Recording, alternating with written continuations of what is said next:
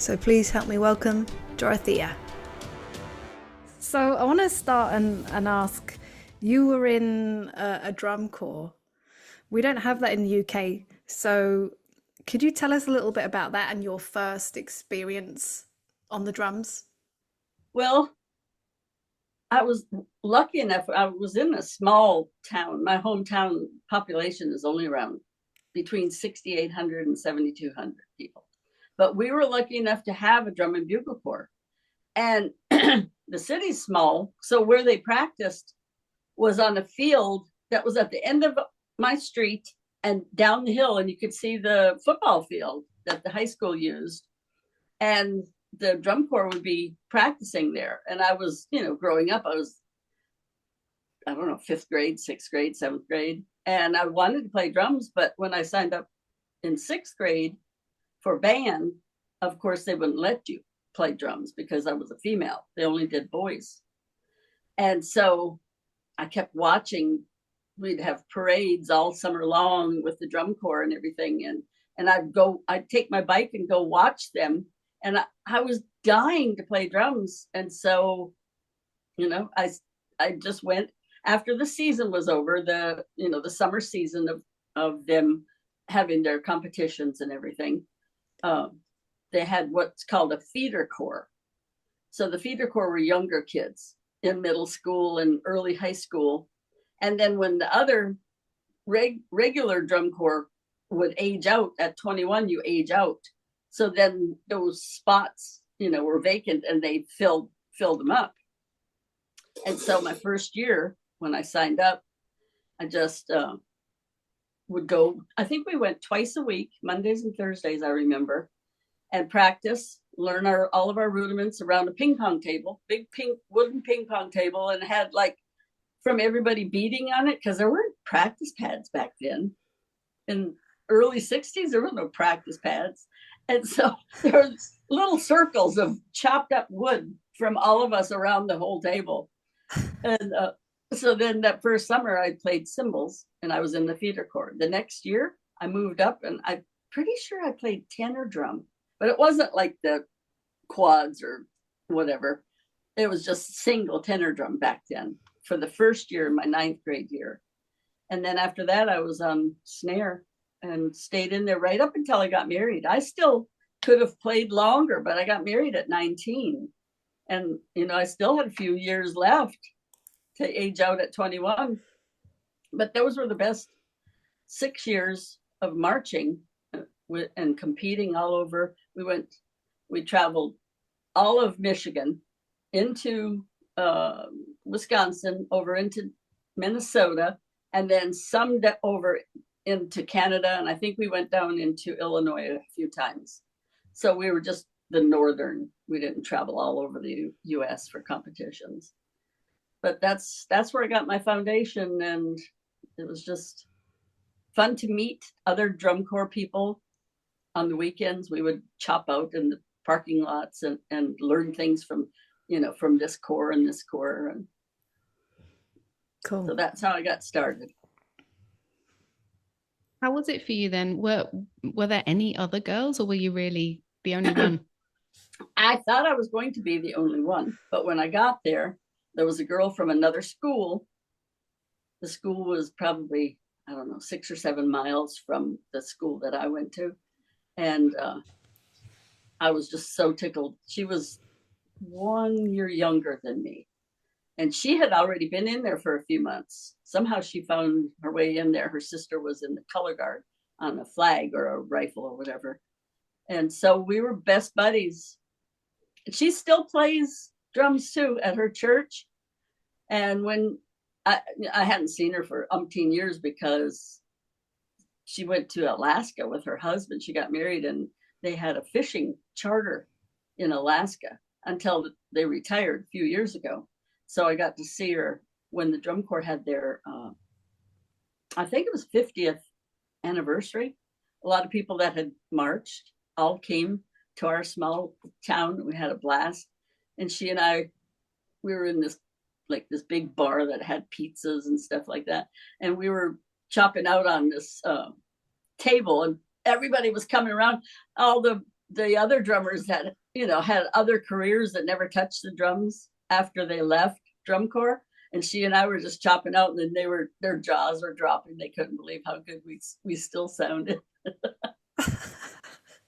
That was fun. Can you tell us a little bit about your family then, your children and your grandchildren? Okay, so we got married in 1970, and by 1972, I had our first son. And I think I know I was teaching some, just picking up private lessons just from the local music store around here. I think I was teaching a little bit.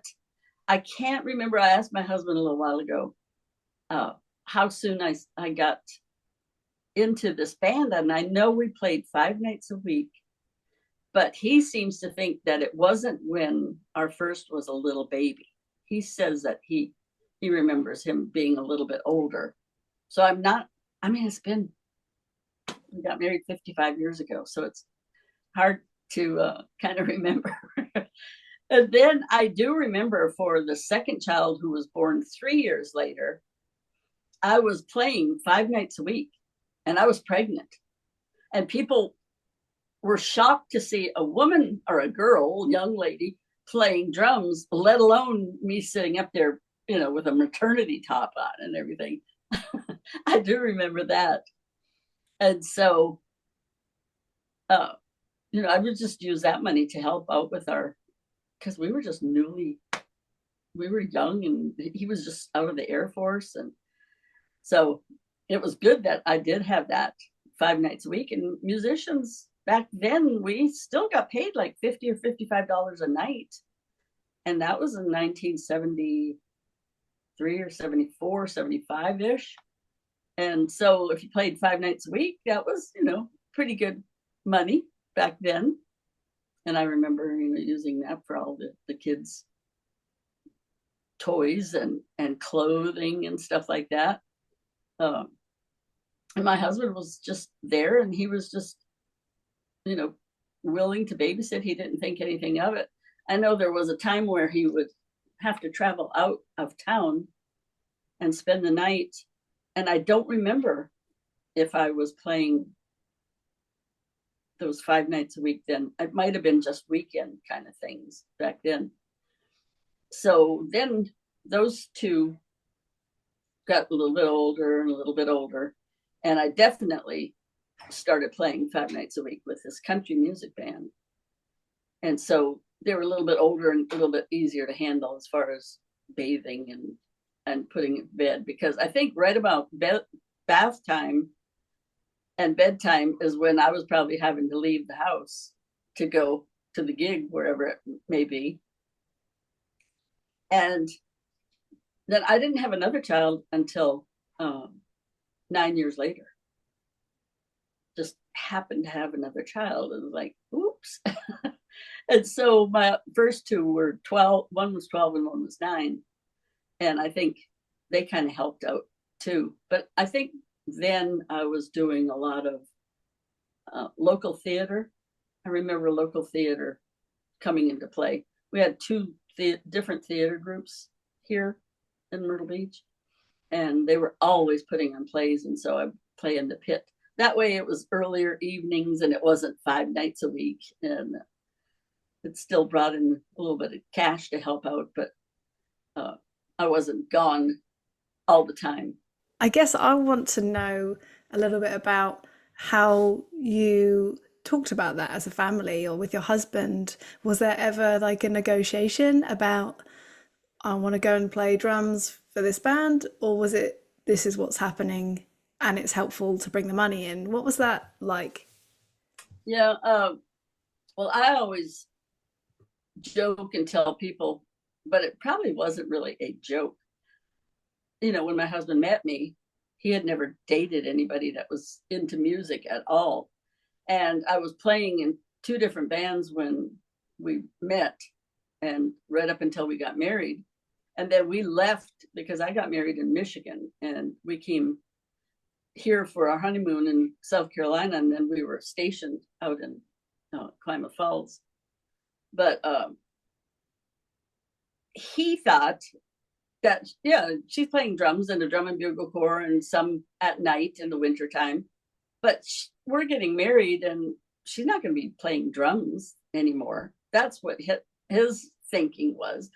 Because a lot of people, especially guys, would play in high school bands and then go to college. They might play a little bit in college. And then when they got their job, I hear it every day with comments. I'm 65 now and I just retired and now I want to take up drums again. They haven't played since they got out of high school. Well, I'm just not that type because I'm playing drums in my head all the time. Every time I hear music, I'm playing drums. So there was no way that I was going to just stop playing drums. So was it like a slow realization for him? Like, for him. And it still is. Now I'm old and I'm still, up here making videos and playing a little bit out, but not where I have to go to a bar and, drag my drums and set them up and stuff. I'm not doing any of that anymore. I've been there, done that. Yeah. But if over these years that I ever said, okay, I'm done, I'm not going to play drums ever again, I think he would have been perfectly fine with that. He would have been said, okay, that's fine with me.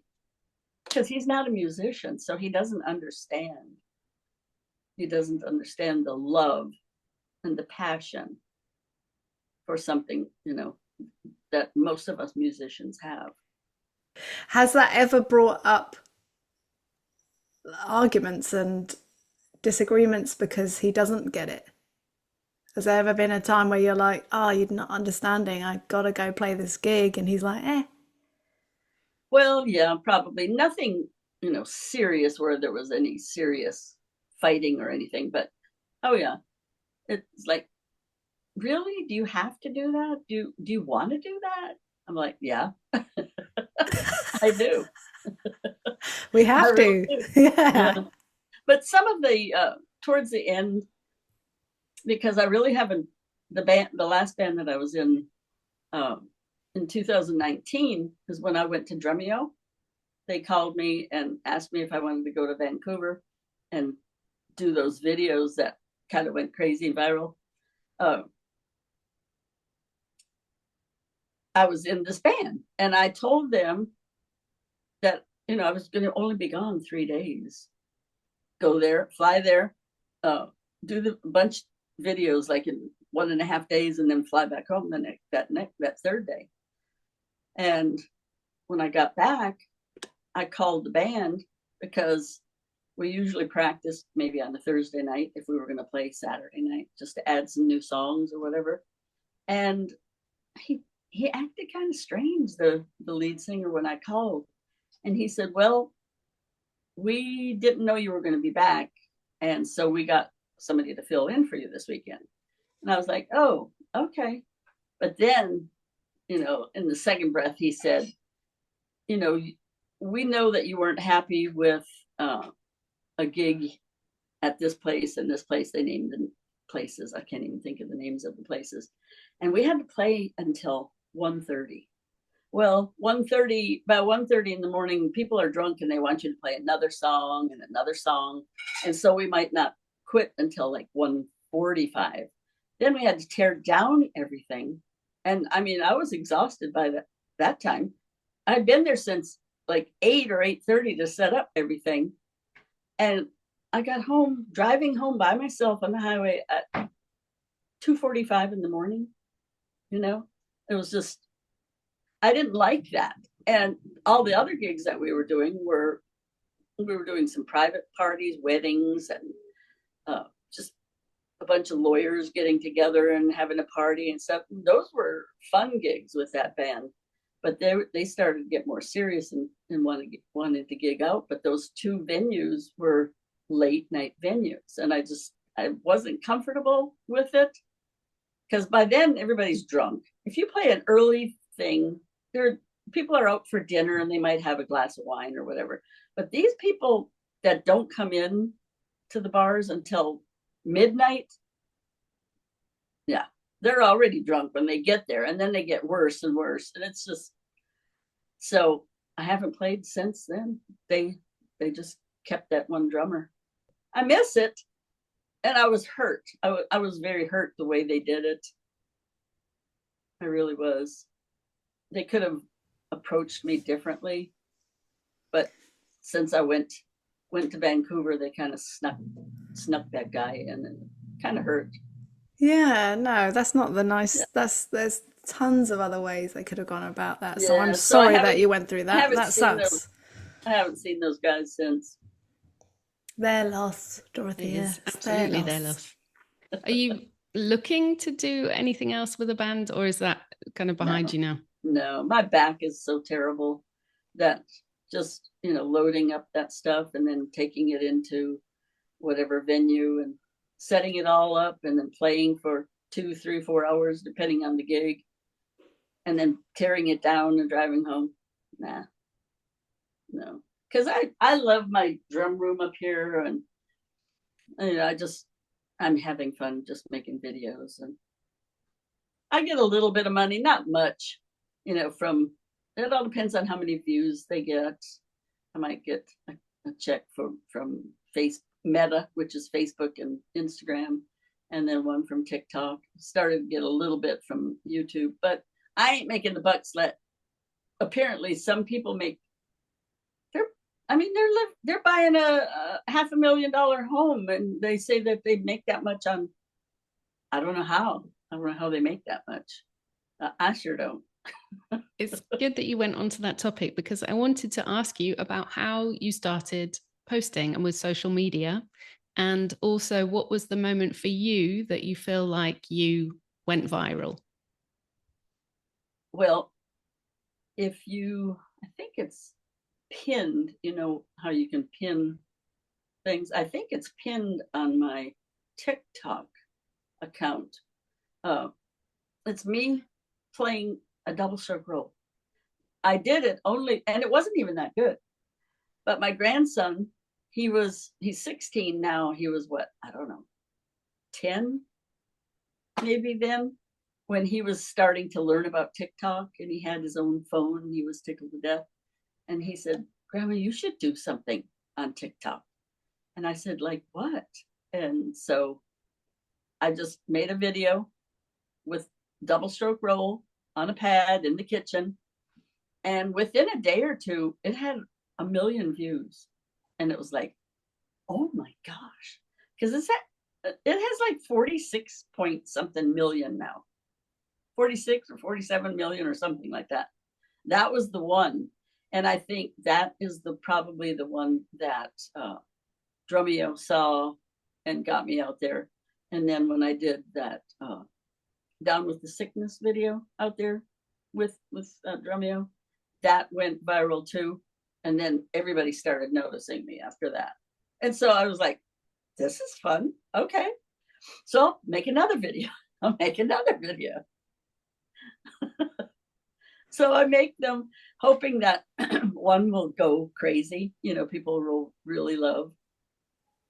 And then there's others that are just, so, but they still get some views, and people are learning from things that I'm showing them. And it's just fun for me, whether I make any money or not. I'm just doing it because I don't knit, and I don't paint or crochet. I don't cook. I don't bake cakes. So I have to do something.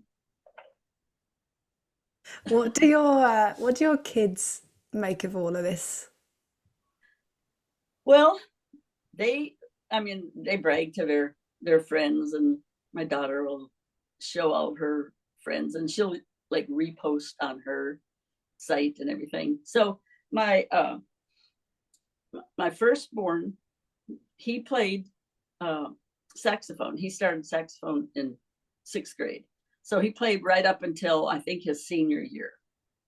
Senior year, I don't think he played in band that year, because I think he was really into wrestling. And then when he graduated high school, that was the end. My daughter was just a cheerleader. She ran track. She was really good. And she was a cheerleader. And then she went on to college, and she was a cheerleader in college. Well, my youngest son, when he came 9 years later, that's when I was doing those theater gigs. And so my husband was out of town a lot. So he would go with me to the rehearsals, and they were just early evening. And he was just born with plenty of talent and rhythm. And so he could dance and look exactly like Michael Jackson. I mean, the slide, just every move that Michael Jackson did back then when he was 4 or 5 years old. And so the two ladies that owned one of the theater groups also owned a dance company. And so all the kids would go, after school to take ballet or hip hop or, tap, whatever. And so most of it was girls. They didn't have hardly any boys. Well, then I was still playing these shows, and then I think he turned like 6. And they said, please let him come and take dance lessons on such and such days of the week, because we need boys. And they said they wanted him so bad because he was already so good that he didn't even have to pay. All he did was just go. And so then by high school, he was kind of choreographing a lot of helping the hip hop teacher choreograph pieces. And then they would take him to competitions. And then when he went to college, he would get hired to go to like Atlanta and different places to choreograph pieces for these dance studios to take to their competitions that they were going in. And then he started working for Dance Makers, which is a dance convention. He started working with them, and he was working on weekends as a hip hop instructor and making money. And then they got married. He and his wife got married and had a chance to buy the company about, I don't know, maybe 15 years ago or something. So if you look up dancemakers.inc, Google it, you'll see their program. So they take their convention all over the whole United States and make some cash, because thousands of kids, they come from all the dance studios that sign up for these competitions. And so that's what they're doing. The company has grown so much that this next season, nationals are here in 2 weeks here in Myrtle Beach. And then they're getting ready for next season, which usually starts like October, because the kids have to get back to school and get, in their routines. They're picking up extra cities. So on the weekend that they're in this city, say Dallas, Texas, they're going to be in another city at the same time. So they're splitting. So they're having to buy, more and more equipment. And it's a big, big to do. He can sit and play beats, but he's not a drummer. He doesn't have technique. But he can sit and, I could show him something and he could play it. Just like my grandson, who's you see in videos, he's now playing guitar. He started drums when he was 2.5 or so. And he knows all the drum parts to all the songs. But when you look at his hands, he's not a drummer. He doesn't have drummer hands because he doesn't even have drums at home. So I let him do what he wants to do. He plays piano really well. He plays guitar really well. And he can play drums if he wanted to. So that's the music part of just my youngest son, as far as dance. But my oldest son now is taking up guitar the last 2 or 3 years, and he's enjoying it. My daughter is the only one that can't play anything. Play the radio. What does your grandson think of how everything's gone for you with social media? Oh, he loves it. And, he was part of it. He's the one who got me started. And so he's just proud. And he comes over 2 or 3 times a week, because he used to come every day because he would come off the bus And then when he got into high school last year, he was in 9th grade, and this year 10th grade. But that was the first time that he had not come here after school since he was, in kindergarten. And so he still comes, he drives now, and he comes, brings his guitar, or else he uses my guitar and plays music 2 or 3 times a week, usually. That's so lovely. So we're having a good time together. It's lovely. So when I spoke to you all those years ago, 3 years ago, at the time you said that you like to reply to every message you get on Instagram, but I've noticed that your followers have gone up so many, like you've got nearly 1 million followers on Yep. Instagram. I don't even know your amount on TikTok. So is that still true? And how on earth do you keep up with it? I do it. I wake up in the morning, grab my phone, and go to Instagram, answer all those. I go to TikTok, answer all those. Go to Facebook and answer all those. And I'm still just lying in bed trying to wake up. And then throughout the day, I'll just pick up my phone, because if I let too many go, if I let it go for a day or two, it would just be too much. But I try to. And I mean, if they take the time to watch the video and to answer, to leave me a message, I like to answer and say thank you, or just give a little notification like a heart, knowing that I saw their message. I've gotten 2 messages within the last 5 days from 2 different men telling me how terrible of a drummer I am. I want to slap them. Name and shame. Who dare?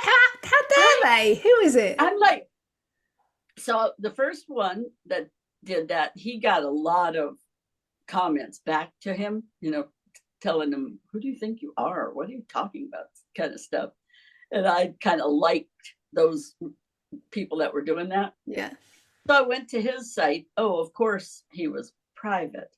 So then I said, I'm going to comment. So I just said back, I'd love to see some of your videos and see how well you play, or something like that. And he said, well, you'll have to follow me then. And so I went over there and I clicked follow. He doesn't have any drum videos. Does he have cat videos? I want to know what he does A bunch of things like that. Mm-hmm. And then yesterday or day before, this man said how bad everything was that I played, and everything was really easy, and that when I played with Jimmy Fallon, it was terrible. What an asshole. No. I wanted to say that, but I can't.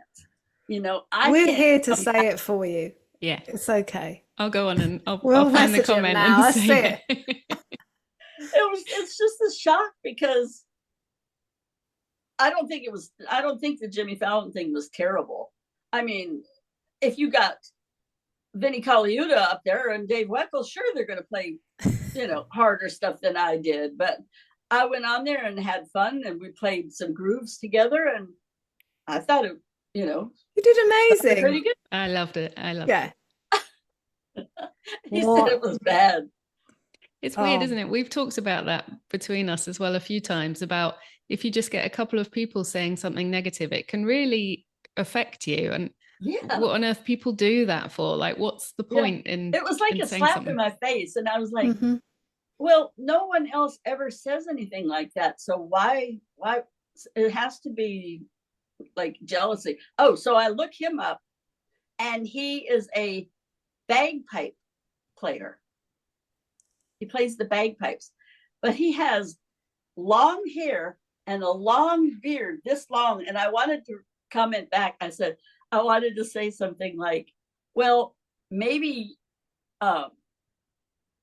you have too much hair growing around your ears. That's why it sounds bad. Oh, what an idiot. He sounds like an asshole. And But yeah. you know why? You know why bagpipers march when they play? No. To get away from the sound. You should tell him that. Did you Yeah, tell him you that? should. I wanted to. I wanted to. Oh, If he says anything else on any of the other comments, I might say something. Well, I really hope yeah. that your community of people do that job for you, because I think that is, yeah, it shouldn't be happening. Nah. No, he's clearly And got too much time on his hands. yeah. Yeah. He just, and yes, I am getting a lot of attention, which is crazy because it's not like I've been with some famous band all my life, on the road. It's just me, this old lady playing drums.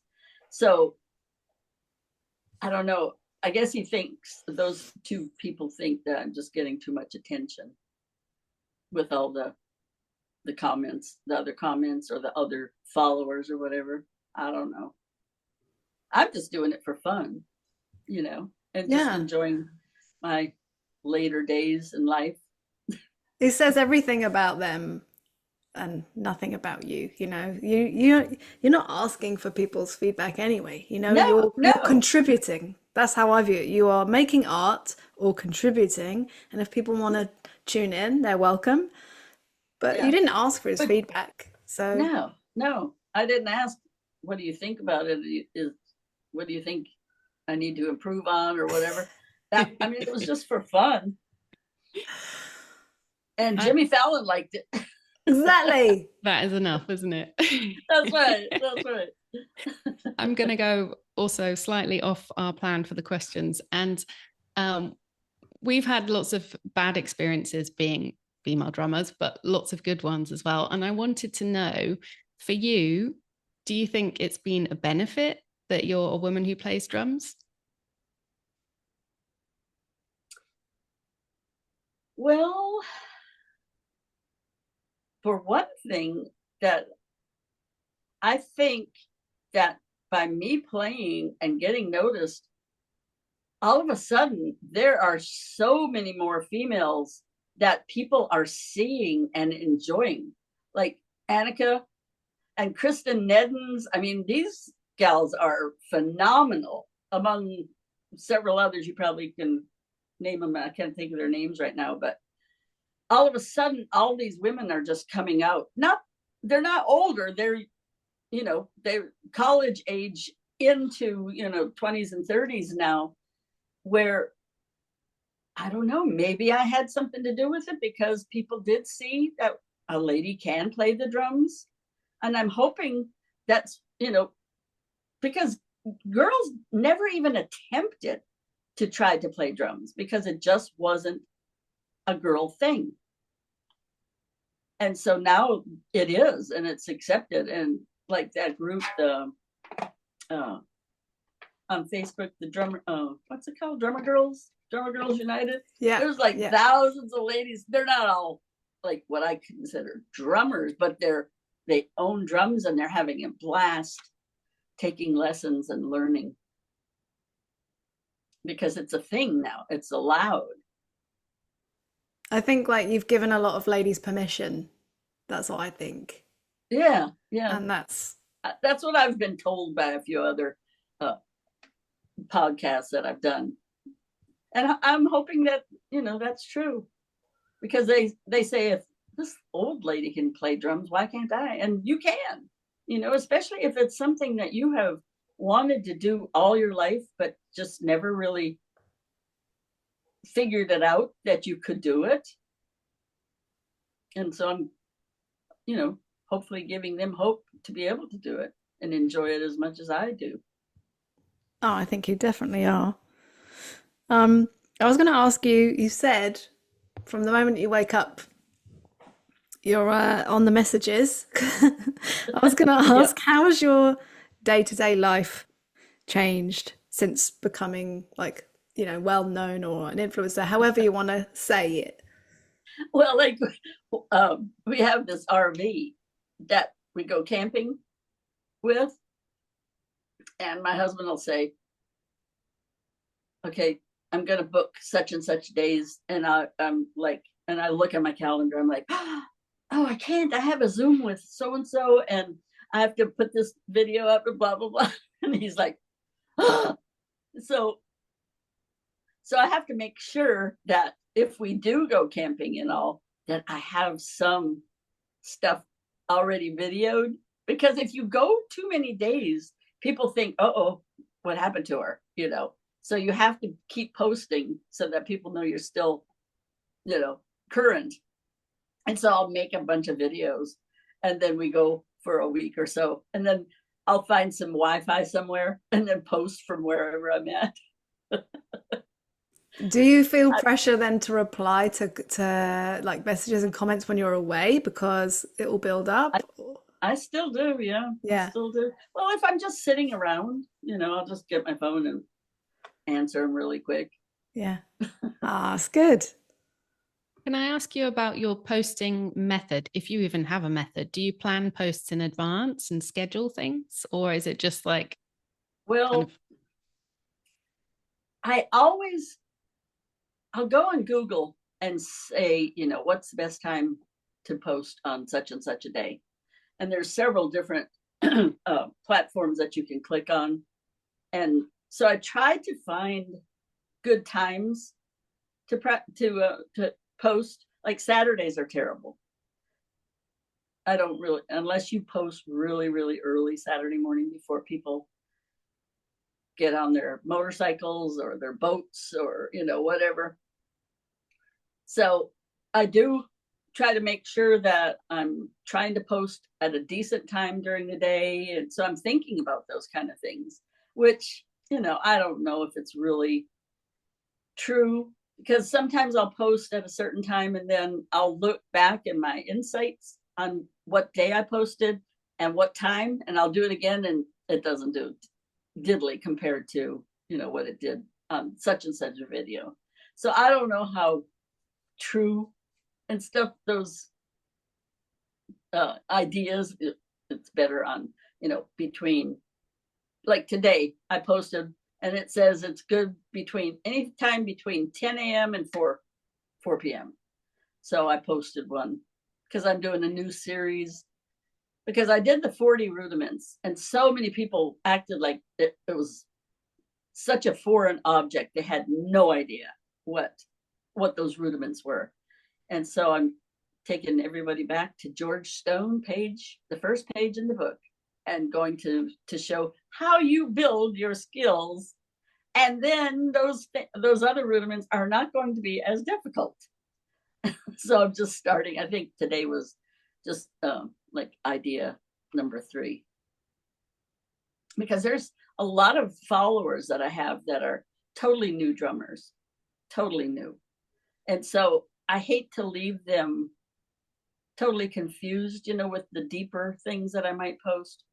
But then I don't want to post all beginner stuff and then people that enjoy a little more difficult. So I'm trying to mix and match. Like I'm going to do, after we hang up, I'm going to do another guess this groove, guess who did it, guess who played the groove and what band it is.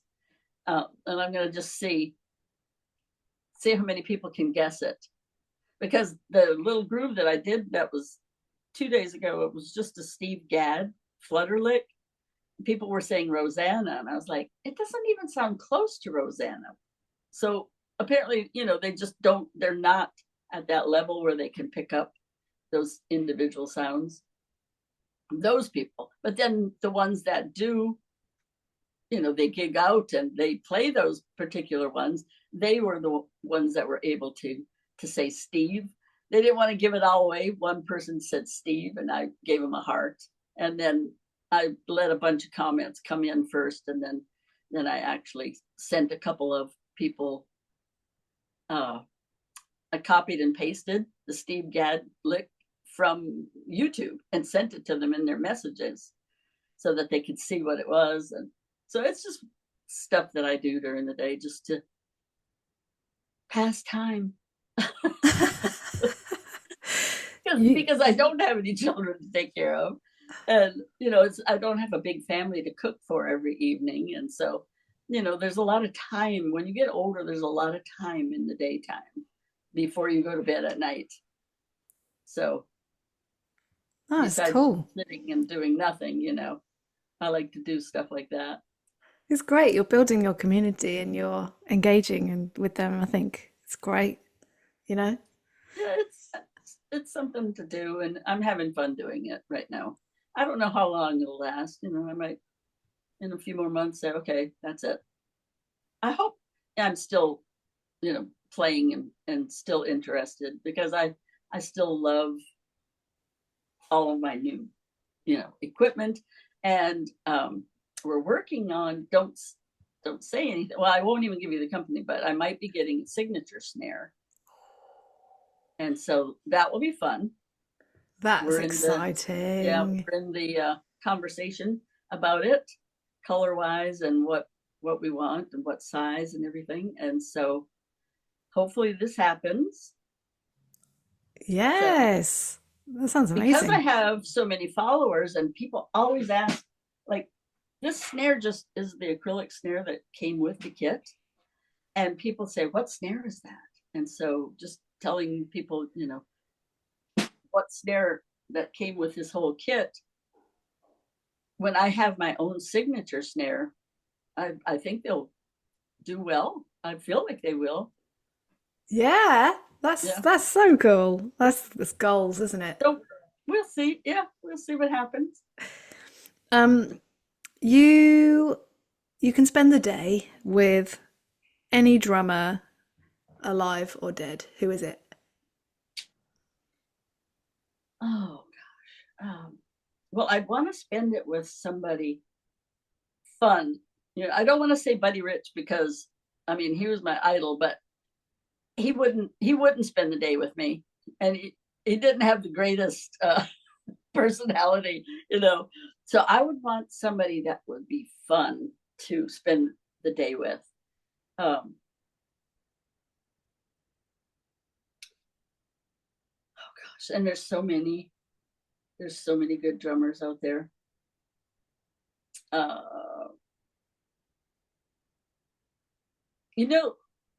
Mike's Lessons, right? He's such a nice guy, and he has a beautiful studio. That would be fun, just to spend the day with him. I met him at PASIC, took my picture with him, and Dave Weckel was super nice guy, and he's the killer drummer. So that would be another fun day. He did a clinic here several years ago, and we all of us that worked at the store, the music store, we all went out that evening to dinner, and he was just really nice. So that would be fun. Jeff Hamilton, he's a jazz drummer that I've always watched. He's really good. There's so many, and I'm sure I'm forgetting.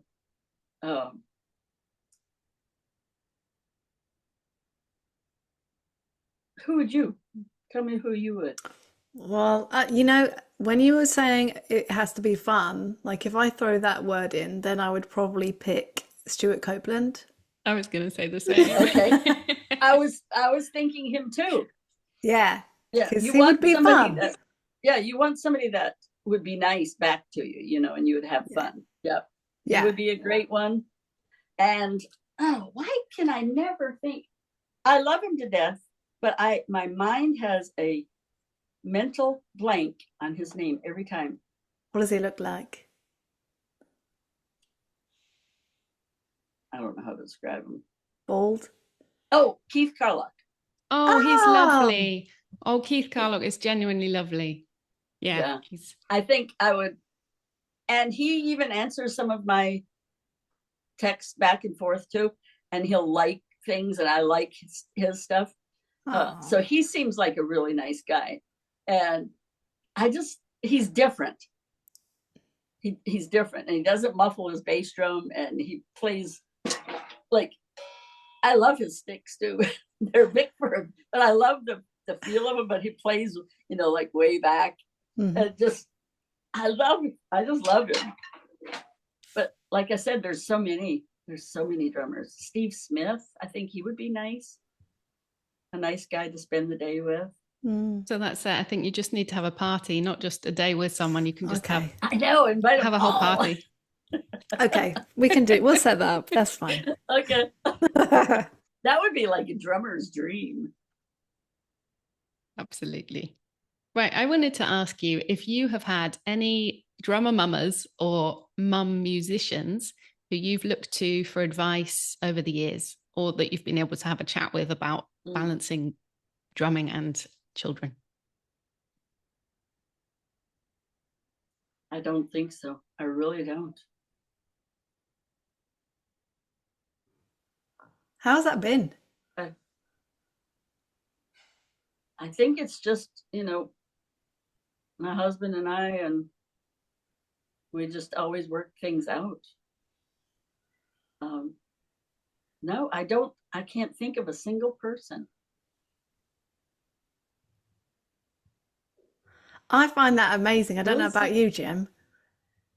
Yeah, I don't. I mean, I'm on the phone to Kira all the time. Really? Asking her, and yeah, I What don't know. I don't know what what I would kind do of without things? her. What kind of things do you ask? Oh, everything. I mean, it might click in my brain. It's like, kid things or, okay, so like imposter syndrome stuff. So I had it, when was it? The other day, where I don't know how to word this. I was starting a new like project for my drumming teaching, and I was really nervous because I've never done it before, and I just had this, like imposter syndrome stuff come up, like, oh, I've never done it before. What if they all say no? Because I was going to offer them something. And so I just was like, Gemma, oh, I just feel really crap right now. Like, what do I do? And she gets it because she's in the same situation as me. And I often think sometimes it can be difficult to navigate stuff when I didn't have anyone. I really didn't have anyone other than my husband to lean on. See, I was thinking when you mentioned the other girl who'd been in the drum corps and how you were the only two, and I thought of us because that was how we met as well on doing our music degree, and we were the only girls. She and this lady that I'm talking about, if we were close together, but back in the days, in the 70s, she had children. She got married a year or two after me. And she started having children. I started having children. But I lived in South Carolina and she lived in Alaska. And you didn't just pick up a phone back then. That was expensive, long distance. So, we lost track. And she would have been one that I would have talked to. My sister was only 13 when I got married and left home. So she wasn't somebody that I could talk to. So I didn't really have anybody. I really didn't have anyone other than my husband to juggle things or, I find it really inspiring that you just have kept doing everything in spite of not having anyone to talk to about it. Yeah, same. No. I find that great. I didn't have anybody. Yeah, in spite of it, you did what you wanted to do, and you made it. Look what you've achieved. It's amazing. I think if I had stayed in my hometown where I was born and raised, I may have had friends that I would have done that with. But when I moved here, I didn't know a soul other than my husband's, parents and two brothers who didn't even live here. So I didn't have anyone. Wow. Sounds kind of sad. No, but it sounds like to us it's inspiring because you just went ahead and did your thing and you didn't talk yourself out of it or anything, I just did it. Yeah. It's cool. I think this is our last question. And I wanted to ask what's next for you? What are you looking forward to that you can share with us this year?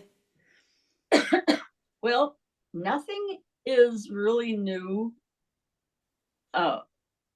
because I, through my answering people and all, that's where the opportunities for, you know, these different TV shows and things like that have happened.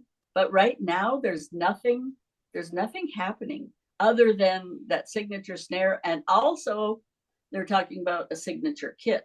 And they want to get the signature snare for sure by Christmas. And it could be a signature kit. I don't know if anyone else has a signature kit, but so I'm, you know, thinking that in my mind, that would be fun. So that's the only other project that's weighing on my mind. I do have a social media manager. I don't know if you knew that. Yeah, that was what I was wondering, if you had someone to help you with that. Okay. Yeah, because it just got to be so crazy. So she takes care of anything that I might get a request, and I'm so trustworthy, you know, I'll click on this without thinking, and then I talk to her. She's like, "Don't click on that. You know, let me talk to them first." And so, you know, she has helped me along the way. And so she's in discussion with this signature thing with this company. And so that's really the only thing that I have pressing that, you know, that's exciting right now. Nothing else. But you never know. You know, I get messages all the time. Would you be interested in blah, blah, blah? So we'll see. Oh. But I am getting an Amazon storefront. Oh, cool. Yeah, and a website. So that's, you know, that's going to be exciting. Awesome. That's in the works also, and from the same company that we're talking with the drum. So hopefully everything goes through, and I'll have my own little Amazon, because people ask me all the time, what is that you're playing? Blah, blah, blah. Like, I've done videos and I have that Meinl, what's it called? A bass drum cajon or whatever. It sits on the floor and you have a bass drum beater. What is that? You know? So, I mean, things like that. And I'm playing a cajon. What brand cajon is that? So anything that I play, I can put on that Amazon store, people, and just, you know, send people to there, and they can order, you know, what mic are you using? And they always ask about, I don't know if you can see, they always ask about what's on the top of your hi-hat. So all those kind of things can be on top or at that Amazon store. That'll be fun. Cool. So I've got one more question, and that is, if you had stopped drumming, I dread to think about it, but if you had, when you got married, what would you have done? Have you got any ideas? No, because I didn't want to go to college. All I wanted to do was to play drums. Before I met my husband, I graduated when I was 17 and got in my first band. And my cousin lived in California, not too far from, you know, the big LA and Hollywood and all that. My dream was to go out there and stay with them for a while in California and get in a famous band. That was my dream. Well, I got married and that didn't happen. So, you know, that kind of changed my lane of where I was thinking I was going to go. I forgot what you asked. Just what you would have done if you hadn't been drumming. Yeah. So that kind of answers, though, because I didn't go to California with my drum set like I wanted to. I took another road, getting married, and then starting to have children. So that took me on a complete different street, you know, but I just couldn't quit drumming. I just couldn't, because I loved it that much. So I would always find a student that was in school that needed help in a high school band, or a private person, whatever, just to keep me involved in in my drumming, and then I got in, several different bands over the years, and I've joined the orchestra, the symphony orchestra that's here locally, and played with them for about 10 years. So during those 10 years, I can't remember what age my children were, but by being in the orchestra, I didn't have to go out at night and play in bands, but I was still keeping up my drums. So I've never given it up. I found a different route. And then, I was doing that theater, all the theater gigs. And that was keeping me out of the bars late at night, But I behaved all those years that I did have to play in bars. I never did anything bad. I never even drank. I've never drunk, not even a swallow of alcohol my whole life. And I've been in all those bars because to me, when you see people drunk, it's disgusting. And they make fools of themselves. And I'm like, I'm never doing that. I made a vow I would never do that. Sensible. It's sensible, and it's just not good for your body in any way. No, it's no, poison. It's not. Let's say what it is, are we? And my husband would have been very, very unhappy if I had started doing that. So it's just something that I went, and I enjoyed my time playing there. When we were on breaks, I wouldn't go out into the crowd and start drinking or anything. I would just kind of stay to myself, and then we'd just start playing again. And I loved every minute of playing. I wasn't there for the alcohol and foolishness. I was just there because I loved music that much.